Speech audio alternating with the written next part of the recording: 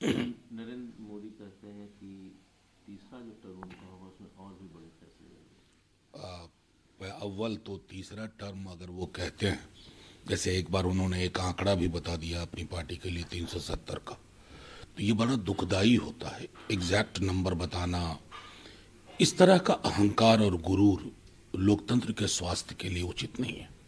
बड़े फैसले तो आपसे 14 में उम्मीद थी, लोगों ने वोट किया था। 2 करोड़ प्रतिवर्ष नौकरियां। मोदी जी, आईना रखना चाहिए किसी भी नेता को, चाहे कितना बड़ा हो, कुछ भी हो, आईना रखें। आपने अपने वादे और दावे पर अपना मूल्यांकन किया नहीं, तो बड़े फैसले का मतलब क्यों? अगर आवाम से आपके फैसले से फासला बढ़ता है तो ऐसे फैसले किस काम के? निर्मला सीतारमन ने कांग्रेस पे आरोप लगाया है कि ये ऐसी पार्टी है जो फैमिली फर्स्ट। अब मुझे तो पता है कि कभी ये भी थी शायद कांग्रेस में, जहां तक मेरी जानकारी है निर्मला जी, लेकिन ये दौर है, आप जिस सब पक्ष के साथ खड़े हैं उनका गुणगान करना होगा उसकी ऑर्केस्ट्रा में। लेकिन मैं एक बात जरूर कहूं कि ये देश दुनिया की पहली पार्टी है, पहली सरकार है जो 10 वर्ष पूर्व सत्ता में आई, और उससे पूर्व की सत्ता में जो लोग थे उनका व्हाइट पेपर आज ला रही है। उनके इकोनॉमी के बारे में बड़ी बातें हो रही हैं। अपना मूल्यांकन क्यों नहीं? प्रधानमंत्री जी के वादों की फेहरिस्त देखिए और अपने कारनामे देखिए। दूध का दूध, पानी का पानी हो जाएगा। तो वो हिम्मत, वो जज्बा है नहीं, तो आप इसी तरह रेटोरिकल चीजें करते रहेंगे, लोगों को भरमाने की कोशिश करेंगे। जयंत चौधरी बोलते हैं कुछ भी बचा नहीं है डिनाई करने के लिए, जैसे चौधरी चरण सिंह को। मैं जयंत जी को क्या कहूं, बहुत क्लोजली काम भी किया है, बड़ी उम्मीद भी रहती है, मेरी ही नहीं, व्यक्ति की नहीं, आवाम की।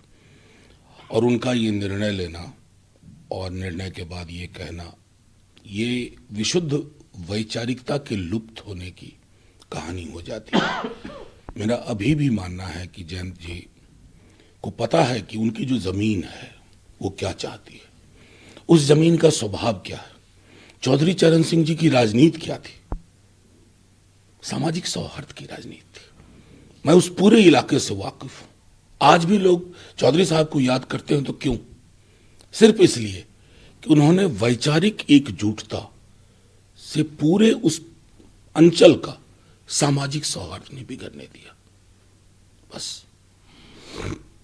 संजय राउत कहते हैं कि बीजेपी ने वीर सावरकर और बाल ठाकरे को इग्नोर किया भारत देने में। अब बाल राज ठाकरे भी डिमांड कर रहे हैं कि बाल ठाकरे को दिया जाए। देखिए, मेरा सीधे का, अब तो जिस प्रकार से प्रधानमंत्री जी ने तमाम लोग जो हैं सार्वजनिक जीवन में उन्होंने कंट्रीब्यूट किया, उन विभूतियों को प्रणाम। लेकिन Bharat Ratna alliance building exercise की तरह इस्तेमाल नहीं होना चाहिए। उसकी एक गरिमा रहने देते। चौधरी साहब को ही देना था ना, अब 10 बरस से सत्ता में थे, पहले दे देते। तो लगता है जैसे कि कुनबा बढ़ाने के लिए आप इस प्रकार के भी जो हाईएस्ट सिविलियन अवार्ड है उसका इस्तेमाल करते हैं, तो कष्ट होता है और चिंता भी होती है। BJP piloted discussion on Ram temple आज आखिरी दिन है। देखिए, कितनी बड़ी विडंबना है। एक तरफ तो हम कहते हैं कि राम मंदिर का मार्ग प्रशस्त हुआ न्यायिक प्रक्रिया से, तो हु आर यू? आप क्या कर रहे हैं फिर? आप इस अफसाने में क्यों आते हैं? आप तो कहते हैं बीजेपी का कोई लेना देना नहीं। लेना देना नहीं तो ये डिस्कशन क्यों करवा रहे हैं? कितनी बड़ी, मैं समझता हूं, पीड़ा का विषय है कि जिस देश में बेरोजगारी चरम पे हो, जिस देश में भुखमरी के सूचकांक पे हम नीचे हो, जिस देश में आजादी पे हजार तरह के पहरे हो, उस देश में इस पर चर्चा हो रही है। हे राम, बापू का हे राम। शर्मिष्ठा मुखर्जी बोलती है never ignored bye Nehru Gandhi family. Bharat में जो मिला है उसको लेकर तरह तरह की बातें हो गई। देखिए, अब उनकी मजबूरी भी है, अलग अलग तरह की। मैं तो सीधे एक ही बात कहता हूं, तमाम लोग जो सार्वजनिक जीवन में जिनको आपने दिया है और जिनको देना चाहिए, बार बार मैं कहता हूं, राम मनोहर लोहिया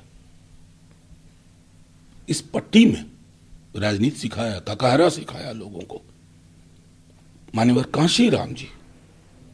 लेकिन सिर्फ भारत रत्न का इस्तेमाल, मैं दोबारा कह रहा हूं कि अलायंस बिल्डिंग एक्सरसाइज की तरह नहीं होना चाहिए। अगर ये होता है ना, तो आप एक ऐसी लकीर खींच रहे हैं जिसके परिणाम अच्छे नहीं होंगे।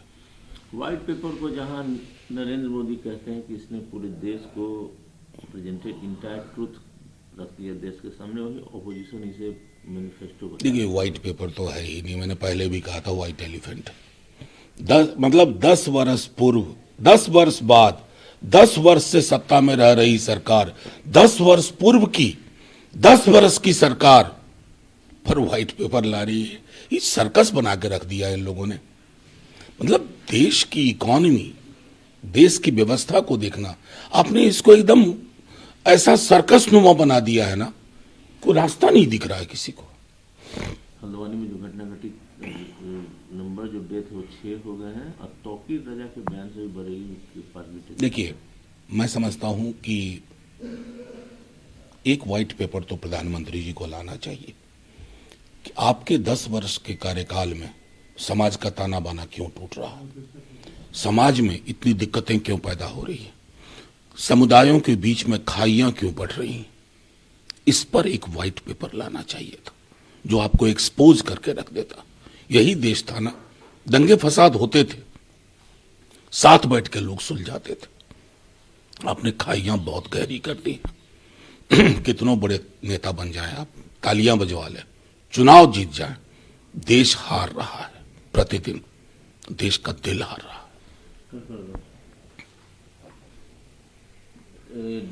डे आफ्टर टुमारो पूरे देश की नजर है, अविश्वास प्रस्ताव फ्लोर टेस्ट होने जा रहा है बिहार में। तो खबर आ रही है कि आरजेडी कुछ इनपुट ऑन दिस। जो लोग खबर बना रहे हैं, लिख रहे हैं, मैं उनको प्रणाम करता हूं। वो आरजेडी को नहीं जानते। हम जब अपने लोएस्ट एब पे थे ना, तब भी लोग सक्सेसफुल नहीं हुए, और अभी तो एक बड़ी लकीर खींच दी है। 17 साल बनाम 17 महीने, और उस लकीर से सबसे ज्यादा चिंतित हैं मोदी जी और अमित शाह जी। ये खबरें प्लांट कराना उनको मुबारक। हम 12 तारीख को एक यूजुअल डे की तरह ले रहे हैं, कोई अनयूजुअल डे नहीं है। सदन में जाएंगे नेता हमारे, तमाम विधायक जाएंगे और प्रक्रिया का हिस्सा बनेंगे। विधायक दल की बैठक है, मतलब मुझे सूचना नहीं है, लेकिन बैठक तो होती ही है ना, मुझे सूचना नहीं है। संभव तो बैठक होगी, क्योंकि 12 से अगर है तो 1-2 दिन पहले तो बैठक होती है।